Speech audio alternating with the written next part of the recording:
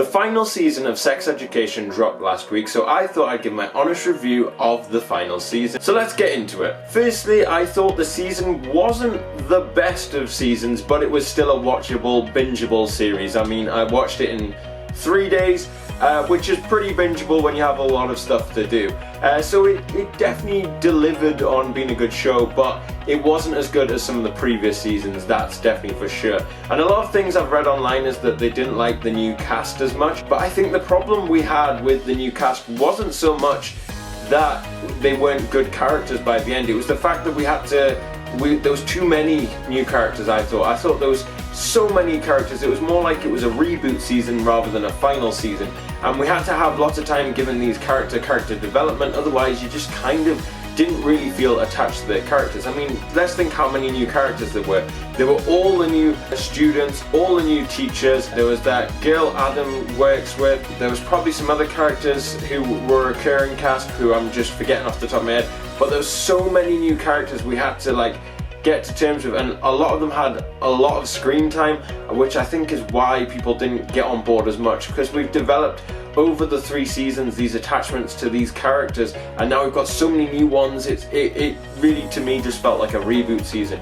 And I also think the fact that we had so many new characters meant we didn't quite get enough screen time for the characters we loved throughout the 3 previous seasons. And also I feel that we're missing some characters like Anwar and that group. I would have loved to see their story as well. I feel like there's a lot of big characters who were so vital to the first 3 seasons who we just didn't see in season 4 at all. It would have been quite a cool idea to see what the other school was like as well, even just one episode, just so you kind of knew what they were. But I think the storylines were good, and some of the issues they covered were especially challenging this year, and I think it was good, they did them in a good way. I think especially Eric's storyline, where he's trying to be this proud gay man, he wants to be out as much, but at the same time he wants to be true to his community, he wants to follow his religion with his relationship with God, he wants the best out of all, and seeing that storyline unfold was really interesting to see, because this obviously happens to quite a lot of people, and it's really hard because you want to be the person you are,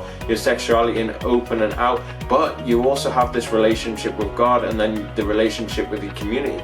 And also I think a lot of people's perceptions is that, especially from an LGBT point of view, I think they just feel like anyone who is a Christian will automatically hate people who are LGBT, but that's not necessarily the case. Yes, there's probably some people in the religion who don't like it, but it's not all. And also the religion, from the religion side, it's like, it depends what church, it's how you believe, how you interpret the Bible, and it's a conversation that needs to be had. So I thought that was really interesting, and I definitely think it was a perfect storyline to end Eric's storyline with. Other storylines, there was so many storylines to try and cover. Honestly, Maeve, can she catch a break? Finally, it kind of looked like it was going to be a happy ending, but we had that whole losing her mum as well. That was quite an emotional scene. I mean, that poor girl was kicked to the curb through the 4th season. Ruby's story got sadder as well. Like, this girl also can't seem to catch a break, and I feel like I really was more for team Otis and Ruby, so I was annoyed that we didn't see any of that. Instead, we had Otis and Maeve again, and that old trail. Otis was the one character for me who I don't know what was, like, we'd sort of, I don't know what it was. It was like they were trying to get him back to like season 1 Otis, rather than this confident guy. It was just, it was kind of all over the shot. Yeah, that was the one that kind of disappointed that for me. Anything else? Oh, Adams finally, he got a decent storyline. Finally they fixed him and his father's relationship, which was nice to see.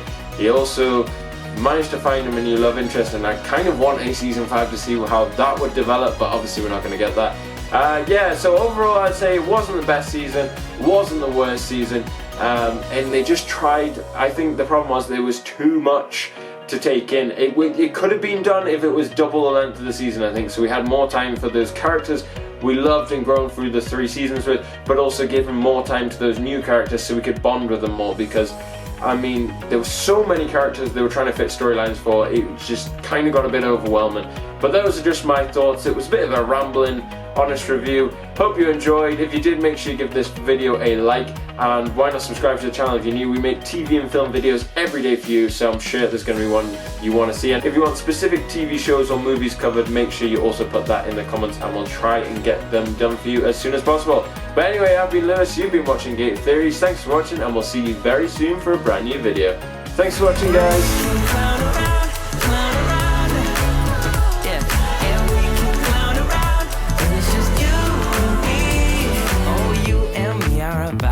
Girl, disco, some fun like one of a kind, girl, till morning's here. But when opinions start to guide us.